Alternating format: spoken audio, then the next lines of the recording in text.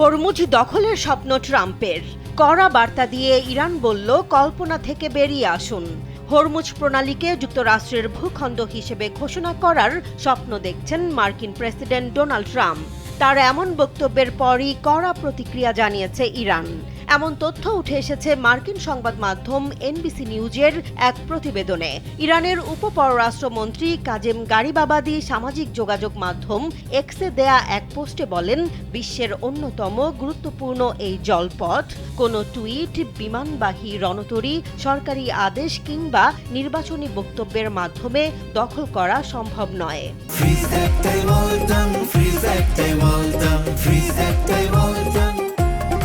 Hormuz প্রণালী কখন খুলবে বা বন্ধ থাকবে সেই সিদ্ধান্ত ইরানই নেবে বলেও জানান তিনি।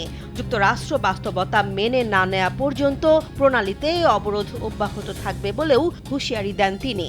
এর আগে শুক্রবার ট্রাম্প বলেন, ইরানকে খুব বাজেভাবে পরাজিত করার পর শিগগিরই হরমুজ প্রণালীকে যুক্তরাষ্ট্রের ভূখণ্ড হিসেবে ঘোষণা করবেন তিনি। ট্রাম্পের এমন বার্তার পরই তেহরান থেকে এসেছে কড়া হুঁশিয়ারি।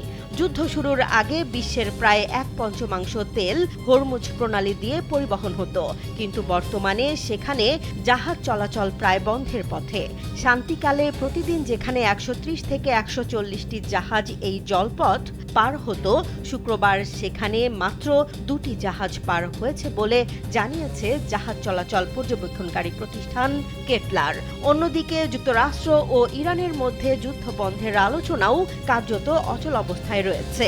ইরানের পররাষ্ট্রমন্ত্রী আব্বাস আরাকচি জানিয়েছেন, বর্তমানে ওয়াশিংটন ও তেহরানের মধ্যে সরাসরি কোনো আলোচনা চলছে না। কাতার ও পাকিস্তান মধ্যস্থতাকারী হিসেবে বার্তা আদান প্রদান করলেও সেটিকে আনুষ্ঠানিক আলোচনা বলা যাবে না বলেও জানান তিনি।